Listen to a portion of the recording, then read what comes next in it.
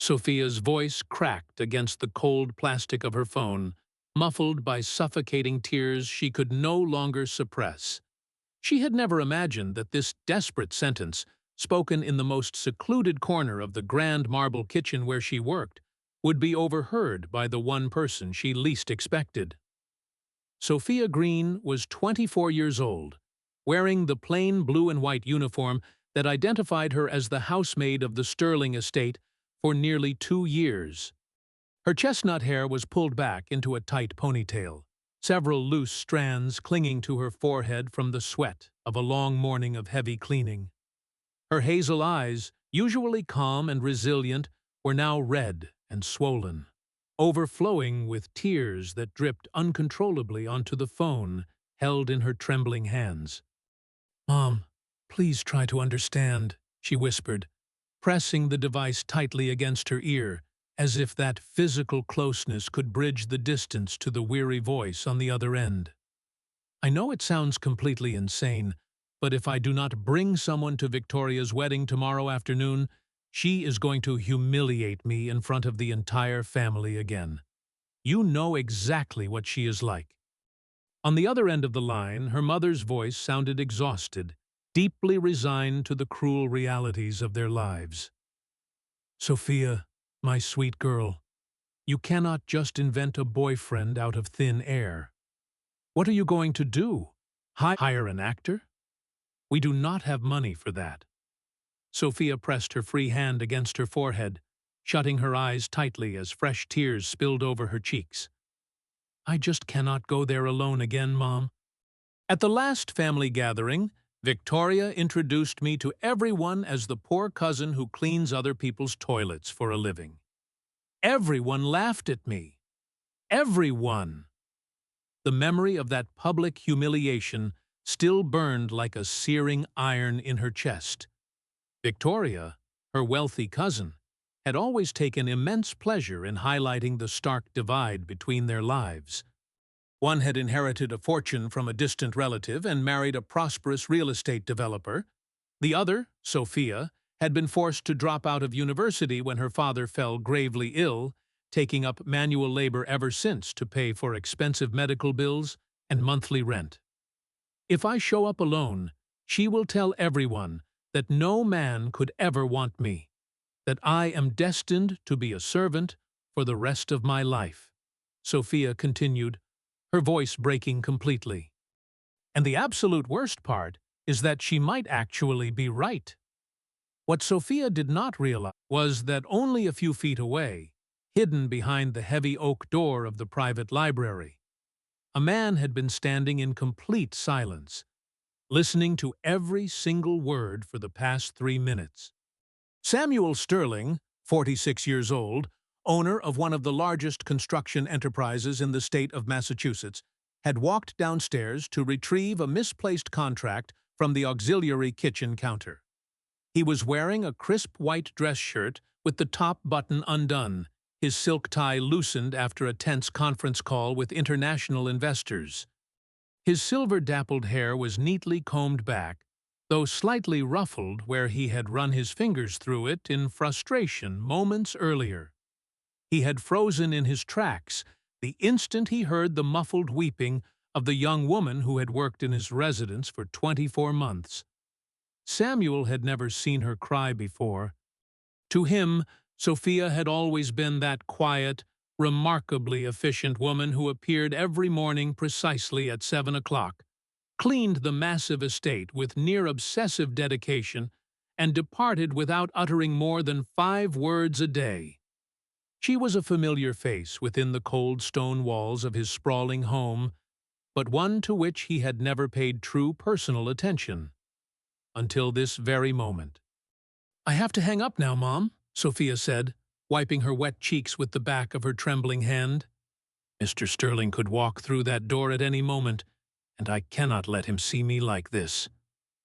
Samuel, standing in his shadow, felt a sudden, strange pang in his chest. A sudden mixture of unaccustomed guilt and intense curiosity. "I love you, my daughter. I wish I could fix this for you," her mother said softly, before the line went completely dead. Sophia slowly lowered the phone, staring blankly at the dark screen, as if waiting for a miraculous solution to materialize on the glass. She took a deep, shuddering breath, wiped her face thoroughly with both hands, and turned toward the high kitchen window, where the bright morning sun poured across the pristine lawns of the Sterling estate. A boyfriend for tomorrow, she whispered to herself with a bitter, hollow laugh, as if you could just buy one at the corner store. She had no idea that directly behind her, a powerful man had just overheard the most vulnerable secret of her life. Samuel stepped back silently into the shadows of the library, his sharp mind racing at full speed. There was something in the broken cadence of that woman's voice, something in her desperate determination not to let herself be trampled on, that reminded him of a much younger version of himself. Decades ago, he too had been the target of mockery by relatives who measured human worth strictly by bank accounts and social titles. Suddenly, his phone vibrated against his mahogany desk. It was a text message from his younger sister, Clara. "Samuel, do not forget, the Foster wedding is tomorrow afternoon. Mother insists that you attend, and please, do not come alone again. Aunt Rebecca will not stop asking when you plan to settle down." Samuel read the text message twice, and the idea, as utterly absurd as it was brilliant, began to form in his mind. A high society wedding, an urgent need for a companion, a woman needing a temporary partner to avoid being humiliated, and a man needing the exact same thing for the exact same reason. A faint smile touched his lips, something he had rarely done in a genuine way over the past several years. He stood up straight, buttoned his collar, adjusted his cuffs, and walked out into the kitchen. When he reached the threshold, he paused for a brief moment to observe her. Sophia was putting away cleaning supplies into her utility cart with mechanical, automatic movements, her thoughts clearly still trapped in that painful phone call. She had not heard his quiet footsteps. "Sophia," he said finally, his deep voice firm yet remarkably calm. She gasped in shock, spinning around instantly. Her hazel eyes were still noticeably red, widening with a mixture of profound surprise and sudden panic. "Mr. Sterling, I am so sorry. I did not hear you enter. I am almost finished with the upper hall." "This is not about your daily work," he interrupted smoothly, taking a deliberate step closer into the warm kitchen light. "I happened to overhear your phone conversation just now. It was not my intention to eavesdrop, but I heard the entire thing." All color drained from Sophia's face in an instant. The damp cloth she was holding slipped from her trembling fingers and fell to the floor. "I am so deeply sorry, sir," she stammered, her voice trembling violently as she backed away slightly. "I should never have used my personal phone during working hours. It will never happen again, I promise you. Please, I cannot afford to lose this job. It is the only thing keeping my mother and me—" "Sophia," Samuel repeated, his voice carrying a quiet authority that instantly silenced her panic. "I am not going to fire you." She blinked in sheer confusion, utterly unable to comprehend what other possible reason her wealthy employer could have for bringing up something so deeply personal and embarrassing. "Then, what do you need from me, Mr. Sterling?" Samuel looked at her intently for a long, quiet moment, carefully weighing the exact words he was about to speak, fully aware that once they were uttered, there would be no going back. "I have a proposition to make to you," he said softly, "and I believe it will be immensely beneficial to both of us." Sophia felt the air catch painfully in her throat as she stared at the formidable man standing in her workspace. "Sir, with all due respect," she said, taking another defensive step backward, so that the metal cleaning cart remained positioned between them. I have no idea what any of my personal problems could possibly have to do with a man like you. Samuel crossed his arms over his chest, leaning his shoulder casually against the doorframe as he studied her with the same analytical gaze he had used for 20 years to close multi-million-dollar corporate deals. Except this time, he was not calculating financial projections. He was trying to gauge whether the young woman standing before him possessed the nerve to agree to something completely unheard of. My sister just texted to remind me that I have a major high-society wedding to attend tomorrow, he began, pulling his phone from his pocket to display the screen briefly. My family, much like your cousin, refuses to stop nagging me about arriving without a partner. I have spent months dodging uncomfortable questions at every single family gathering. Sophia frowned, her mind still struggling to connect the dots of this bizarre conversation. I am sorry you have to deal with that, sir, but I still do not see how that involves me. It involves you because we both require the exact same solution tomorrow, Samuel said, taking a step past the cart. You need a partner to rob your cousin of the satisfaction of belittling you. I need a companion so my family will finally stop treating me like an incomplete bachelor despite my professional achievements. The silence that followed was so thick that Sophia could hear the low, rhythmic hum of the industrial refrigerator in the pantry. Are you suggesting that we pretend to be a couple? You and me? That is precisely what I am suggesting, Samuel replied without a trace of hesitation. Sophia let out a nervous, incredulous laugh, shaking her head in disbelief. Mr. Sterling, you own a massive construction empire. Your face is in business magazines. I scrub your floors for a living. Nobody on this earth is going to believe that we are together. That is exactly why it will work, he countered calmly. Nobody expects it, which means nobody will ask the kind of probing questions that break a fake story. A hired actor would look suspicious under scrutiny. But you and I already know each other, even if only in a professional capacity. That gives our dynamic an undeniable layer of natural familiarity. Sophia stared at him, searching his stoic features for the hidden trap behind such a surreal offer. And what do you honestly stand to gain from helping a maid save face? Samuel offered a faint, dry smile. I gain an entire evening free from my mother trying to introduce me to eligible heiresses, and the sheer personal satisfaction of watching my pretentious Aunt Rebecca react to someone who does not fit into her rigid social mold. Sophia looked down at her hands, still red from the harsh cleaning chemicals she used daily. It all sounded like a poorly written fairy tale, the kind she had long since given up on believing. I need time to think about this, sir, she said quietly. You have until tonight, Samuel said, turning to walk back toward the hallway. The wedding is tomorrow at 4 o'clock. That night, sleep was entirely impossible for Sophia. She lay awake in the small, modest bedroom of the two-room apartment she shared with her mother in a working-class neighborhood located 40 minutes away from the Sterling estate. Over and over again, her mind replayed every single word spoken in the kitchen that morning.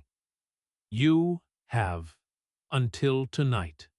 She glanced at the alarm clock sitting on her small nightstand. 11:45 in the evening. There were barely 16 hours left before her cousin Victoria's wedding ceremony was scheduled to begin. Are you still awake, sweetheart? Her mother's soft voice drifted from the darkened doorway. Sophia sat up in bed, clutching her pillow tightly against her chest, as if it could protect her from her own chaotic thoughts. Mom, I need to tell you something, but you have to promise not to think I have completely lost my mind. She laid out every detail. The phone call, the library door, and the impossible proposition made by Samuel Sterling. Her mother listened in absolute silence, sitting on the edge of the mattress with her weathered hands folded neatly in her lap, her tired face faintly illuminated by the street lamp light filtering through the thin curtains. "Sophia, it sounds like pure madness," her mother said softly, though without the harsh judgment Sophia had feared. "But it is also madness to walk into that wedding tomorrow alone and let Victoria destroy your spirit in front of everyone again." "I do not know what to do, Mom. If I agree, I will be lying to Aunt Clara, to my cousins, to everyone. And if something goes wrong, the humiliation will be 10 times worse than before." Her mother reached out and took Sophia's hand, squeezing it with the quiet strength of a woman who had survived far greater hardships. "And what if it does not go wrong, Sophia? What if, just this once, life is offering you a shield?" Sophia looked into her mother's eyes, feeling those words settle deep within her heart, a place that had been locked away by fear and exhaustion for far too long. "He is my employer, Mom. If this turns into a disaster, I could lose my job. It is the only stable income we have." "Then make sure nothing goes wrong," her mother replied with a gentle smile. "Go speak to him tomorrow morning. Set your terms clearly. But do not let fear dictate your life choices ever again." At 6 o'clock the following morning, Sophia arrived at the Sterling residence with her heart pounding violently against her ribs. She found Samuel already awake, seated at the long mahogany dining table with a steaming cup of black coffee, reviewing blueprints. He wore a dark navy shirt, his silver hair still slightly damp from the shower. "Good morning," he said, looking up as her footsteps approached, his expression a careful mixture of expectation and quiet restraint. "I accept your proposal, Mr. Sterling," Sophia said without preamble, standing before the table with a firm resolve that surprised even herself. "But I have strict conditions." Samuel set his papers aside, giving her his undivided attention, a gesture of respect that Sophia immediately registered. "I am listening. First, this arrangement ends the second the wedding receptions are over. Not a single day longer than necessary. Second, no one in my family can ever find out that this was staged. If the truth comes out, the embarrassment would ruin me." "I understand completely," Samuel agreed solemnly. "I have the exact same interest in maintaining complete discretion regarding my own family." "And third," Sophia took a deep breath, gathering her courage, "at work, nothing changes. You remain my boss, and I remain your employee. This arrangement does not alter our professional boundaries outside of today." Samuel nodded slowly, holding her gaze with steady seriousness. "I accept your conditions. Now I will add one of my own. We need a believable backstory. How did we meet? How long have we been seeing each other? We must memorize these details so we do not contradict each other under questioning." Sophia sat down across from him, still feeling surreal but determined to approach this with absolute professionalism. "What do you suggest, Mr. Sterling? If we are going to pretend to be a couple, you cannot keep calling me Mr. Sterling in front of people," he noted gently.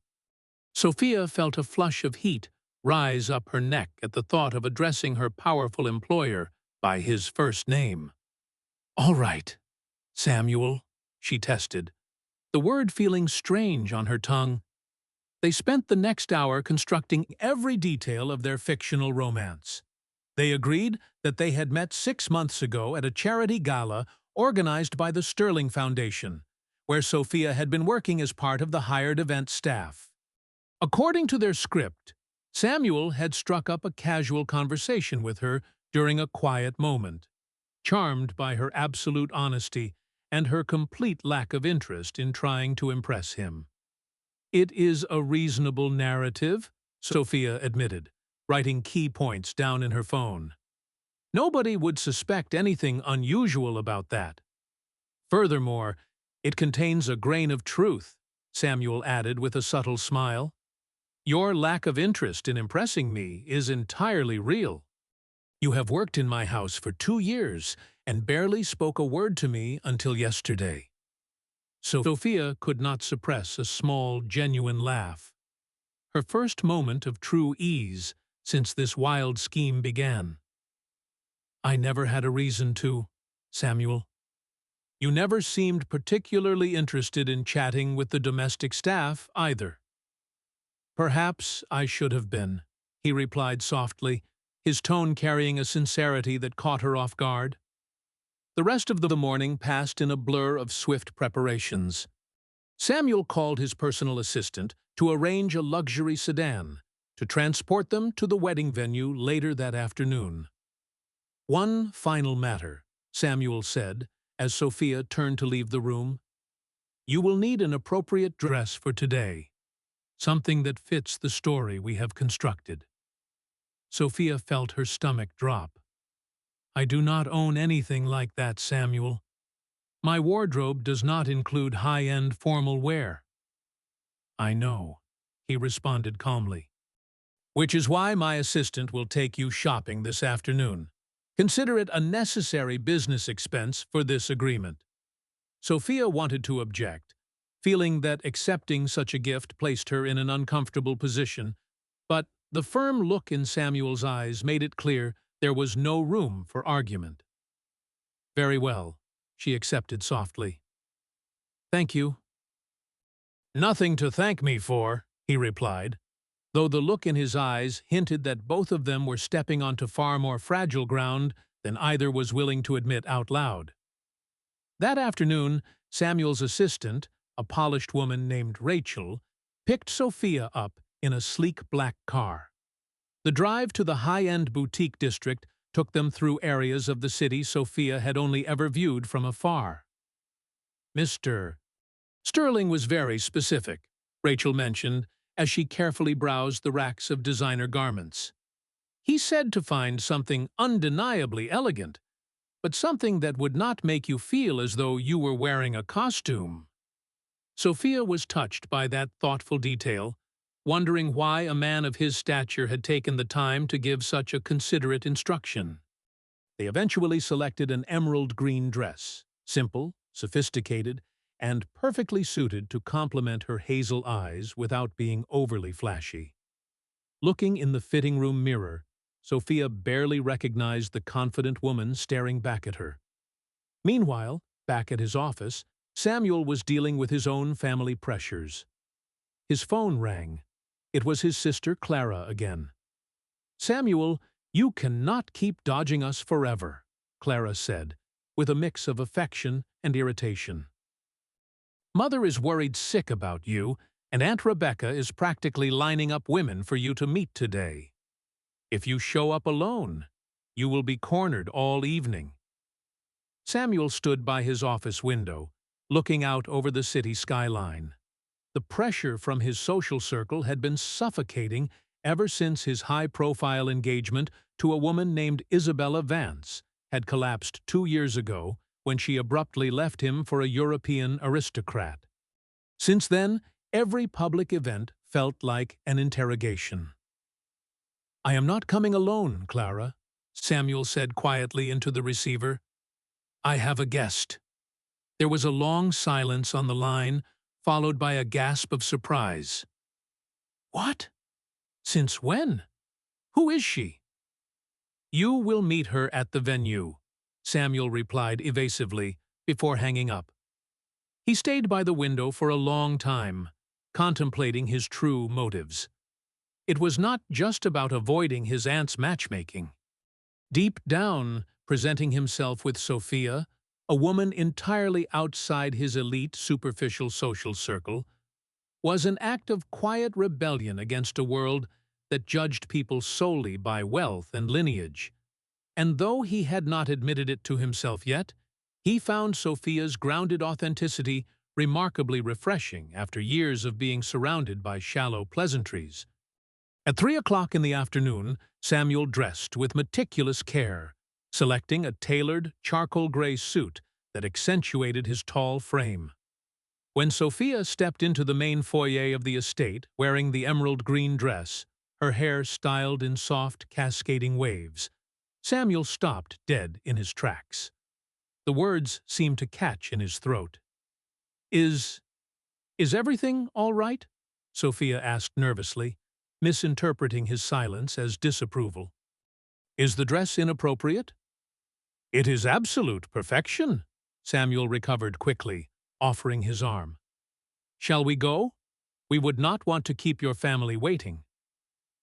During the drive to the grand hotel where the wedding reception was being held, Sophia repeatedly rehearsed their backstory in her head, her hands tightly clutched in her lap. Samuel noticed her extreme anxiety and placed a reassuring hand over hers. "Remember, you do not need to overact," he advised gently. "The most believable lies are anchored in simplicity. Just be yourself." "That is easy for you to say," Sophia replied with a faint, nervous smile. "You negotiate multi-million-dollar deals for a living. I have never had to play a role in front of my family before." "We all play roles in front of our families to some extent, Sophia," Samuel said thoughtfully. "The only difference today is that you and I are playing this one together." As the luxury sedan pulled up to the ornate entrance of the venue, Sophia's heart hammered against her chest. Through the tinted windows, she could already spot her cousin Victoria standing near the entrance in an extravagant bridal gown, surrounded by relatives laughing at her jokes. "Ready?" Samuel asked, extending his hand to her with a natural grace that made her temporarily forget that this was all an elaborate illusion. Sophia took his hand, feeling the warm, steady strength of his fingers intertwining with hers. "Ready," she whispered, taking a deep breath. Before they could step out of the vehicle, Samuel's longtime driver, an older man named Thomas, turned around with a look of hesitation. "Mr. Sterling, excuse me, but before you step out, I think you should know something. I just saw Miss Isabella Vance walk inside. It appears she returned from Europe recently and is attending as a guest of the groom's family." Samuel's body instantly went rigid. Sophia felt the sudden tension in his grip, his jaw clenching tightly as his calm demeanor cracked for a brief fraction of a second. "Who is Isabella?" Sophia asked softly, her curiosity piqued by his sudden change in posture. Samuel took a moment before answering, choosing his words carefully. "My ex-fiancée," he said, his voice flat. "Our engagement ended very publicly 2 years ago. I did not expect her to be here today." Sophia looked at him, feeling a sudden surge of empathy. Behind his wealthy, powerful facade was a man who had also been deeply hurt and humiliated by someone he trusted. "Then, this makes today even more important," Sophia said, her voice rising with a firm, unexpected resolve that startled them both. "If she is in there, we are going to make sure our performance is absolutely flawless. Not a single person in that room will doubt us." Samuel looked at her, genuinely surprised by the fierce determination in her hazel eyes. A slow, genuine smile broke across his face, melting the tension in his shoulders. "Thank you, Sophia," he said softly. "You really did not have to take on my battles as well." "We made a deal," she replied, offering a light shrug to hide her own fluttering nerves. "Besides, I want to see the look on her face when you walk in looking happier than ever." Samuel laughed softly, a warm, rich sound that made Sophia's heart flutter in a way that had nothing to do with fear. "Then let us go. Give them something to talk about," he said. They stepped out of the car and walked hand in hand through the grand glass doors of the venue. The ballroom was breathtaking, filled with crystal chandeliers, towering floral arrangements, and dozens of sharply dressed guests mingling over champagne. "Sophia, You actually made it. A sharp, condescending voice called out.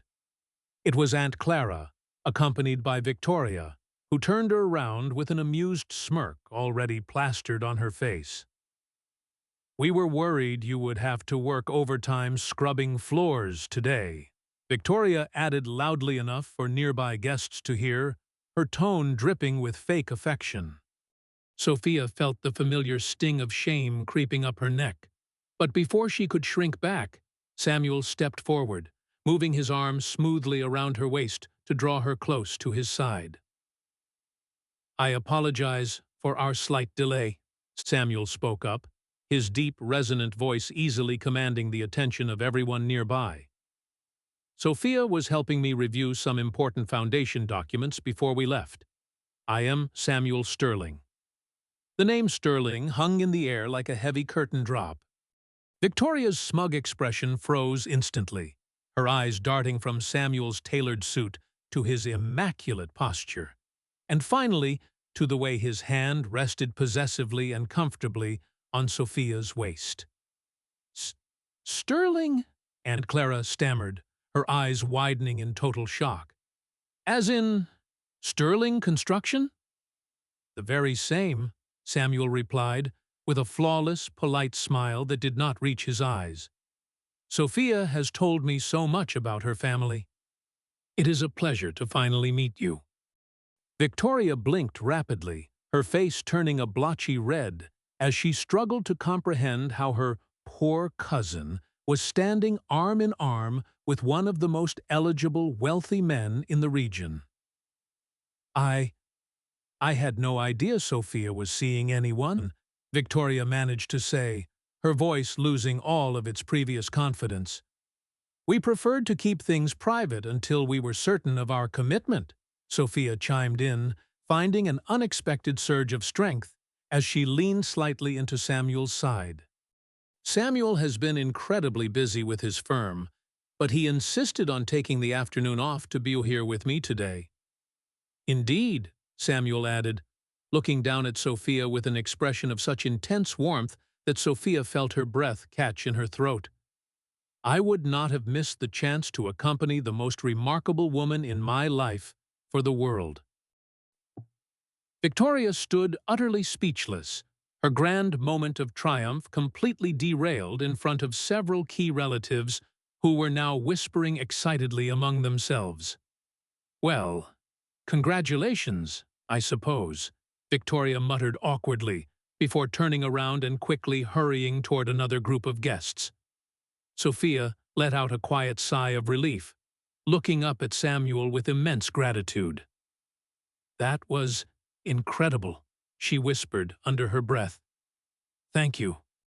You held your ground beautifully, Samuel replied softly, his hand remaining gently on her waist. However, their brief moment of victory was interrupted when a tall, elegant woman in a striking scarlet dress approached them, her dark hair styled in a flawless updo. Her sharp eyes locked onto Samuel, with a mixture of surprise and cold amusement. Samuel, the woman said, her voice smooth and calculated. I certainly did not expect to run into you here. It has been a very long time. Samuel's posture stiffened slightly, though his expression remained perfectly composed. Isabella, he acknowledged politely. It has indeed. Isabella Vance looked Sophia up and down, conducting a rapid, hypercritical appraisal that made Sophia feel like an insect under a microscope. And who is your lovely companion? Isabella asked, extending a manicured hand toward Sophia. I do not believe we have met. I am Sophia Green, Sophia said, stepping forward and shaking Isabella's hand with a firm, unyielding grip. It is a pleasure. Sophia is my partner, Samuel stated clearly, leaving zero room for interpretation. We have been together for several months now. Isabella raised an eyebrow, a faint, condescending smile playing on her lips. How interesting. Quite a departure from your usual social circles, Samuel. I must admit, I am surprised. The insult was subtly veiled, but its malicious intent was unmistakable. Before Samuel could respond, Sophia spoke up, her voice steady and clear. Samuel values authenticity and genuine connection over superficial social titles, Miss Vance. It is one of the many qualities I admire most about him. Isabella's smile faltered slightly at the direct hit, her eyes narrowing as she realized Sophia was not going to be easily intimidated. "How charming," Isabella said coldly. "Well, I hope you enjoy your evening, Samuel." With a subtle huff, she turned on her heel and glided away into the crowd. Samuel looked down at Sophia, a look of profound respect and genuine wonder shining in his eyes. "You handled that with extraordinary grace," he admitted softly. "I think you just left Isabella completely speechless, a feat I have never seen anyone accomplish before." "I told you I had your back today," Sophia said, with a small, playful smile. As the evening progressed, the two of meandered through the reception, sharing meals, dancing to the live orchestra, and engaging in light-hearted conversations with guests. For the first time in years, Sophia felt completely seen and valued, not as a domestic worker, but as an intelligent, captivating woman. And for Samuel, the heavy burden of social expectations seemed to melt away in Sophia's honest, refreshing presence. During a slow song on the dance floor, Samuel held Sophia close, his hand resting gently against her back as they swayed to the music. "Sophia," he whispered softly near her ear, "I know this started as an arrangement to save face, but I need to tell you something, and I mean it from the bottom of my heart." Sophia looked up into his dark eyes, her heart beating wildly in her chest. "What is it?" "These past 2 days with you have been the most genuine, joyful moments I have experienced in years," Samuel said, his voice thick with emotion. "I am not acting anymore.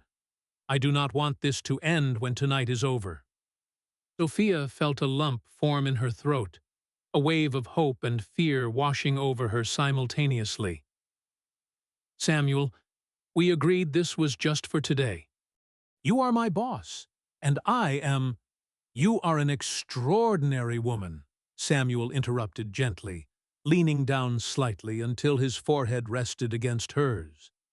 "And I do not care about the differences in our financial standing or what anyone else thinks. I want to build something real with you, if you will give me the chance." Before Sophia could answer, a loud, startled voice shattered the intimate moment. "Sophia!" Victoria's voice boomed across the dance floor as she marched toward them, holding a piece of paper in her hand, her face contorted with malicious glee. "I knew there was something fake about this whole setup. I just spoke to one of the catering staff members who recognized you. You clean houses for a living. You are his maid." The music seemed to fade into the background as dozens of heads turned toward them, hushed whispers spreading like wildfire through the ballroom. Sophia felt cold terror grip her heart as the nightmare she had feared all evening suddenly materialized in the most public way possible.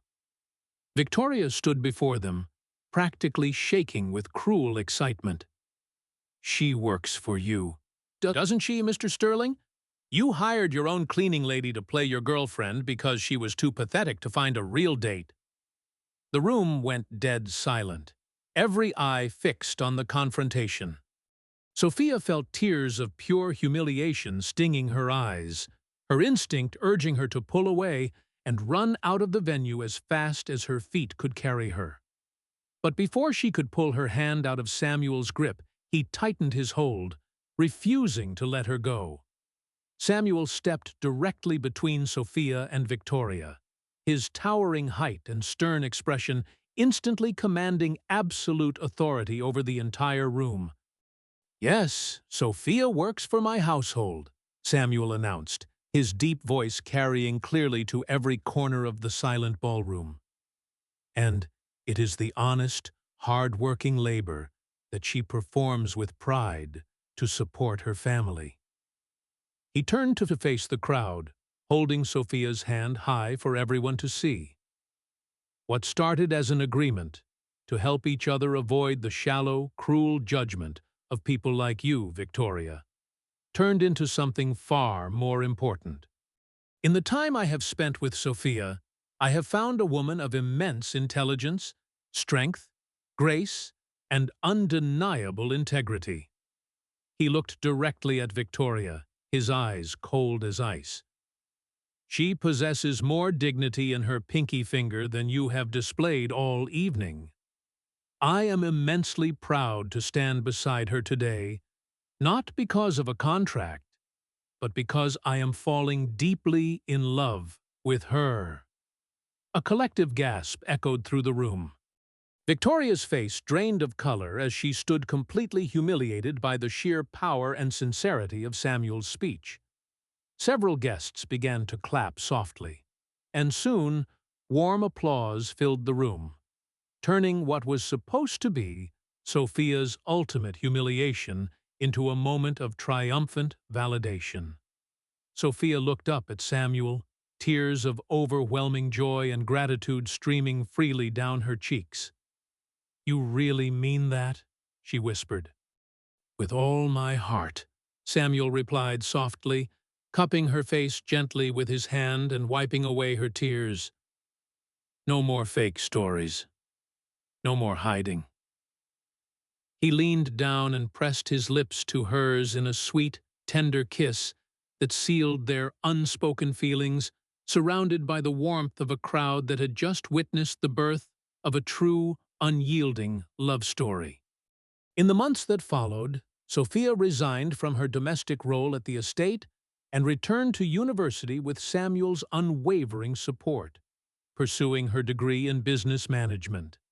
Their relationship blossomed into a beautiful, lasting partnership built on absolute honesty, mutual respect, and profound devotion. A year later, in the very same grand ballroom where their story had taken its dramatic turn, Samuel and Sophia were married in a breathtaking ceremony, surrounded by true friends and family who celebrated their genuine bond. Looking back on that fateful morning in the kitchen, Sophia realized that what had seemed like her absolute lowest moment, a desperate cry for help into a phone receiver, was actually the catalyst for the greatest blessing of her life. True dignity is never defined by the job one holds or the size of one's bank account, but by the courage to remain honest, resilient, and true to oneself in the face of adversity. And sometimes, the most extraordinary love stories begin not in grand palaces or fairy tales, but in the quietest, most unexpected corners of everyday life, waiting for two souls brave enough to see past the surface and choose each other against all odds.